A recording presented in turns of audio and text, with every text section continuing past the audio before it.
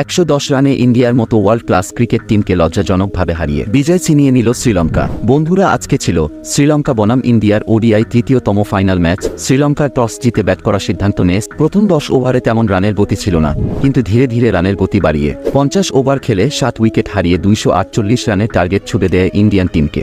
রানের লক্ষ্য তারা করতে রোহিত শর্মা এবং শুভমান গিল, কিন্তু আজও গিল ফিরল নিরাশ হয়ে। আশিতা ফের্নান্দো বলে বোল্ড আউট শুভমান গিল। 14 বলে শুধুমাত্র 6টি রান। 7 ওভারে দুনিত ওয়েলালাগে দিল ইন্ডিয়াকে বড় ঝটকা। দুনিত ওয়েলালাগে বলের ম্যাজিক বুঝতে না পেরে কুশাল মেন্ডিস হাতে ক্যাচ তুলে দিয়ে আউট রোহিত শর্মা। 20 বলে 35 রান করে ফিরল রোহিত। KL রাহুলকে এক্সচেঞ্জ করে ঋষভ পান্ত খেলিয়ে হলো না কোনো লাভের লাভ। ইন্ডিয়ান ক্রিকেট টিমের ঋষভ পান্তের উপরে ছিল অনেক আশা ভরসা, কিন্তু সেই আশা ভরসাতে পানি ঢেলে দিয়ে 9 বলে 6 রান করে স্ট্যাম্প আউট ঋষভ পান্ত। বিরাট কোহলি শ্রীলঙ্কার এগেনস্টে প্রথম 2 ইনিংস তেমন কিছুই করতে পারেনি, কিন্তু ফাইনাল ইনিংসে সবাই তাকিয়েছিল বিরাট কোহলির দিকে, এই ভেবে যে এই ইনিংসটা হয়তো দুর্দান্ত খেলবে। কিন্তু আবারও আগের ম্যাচের মতোই LPWতে আউট হলো বিরাট।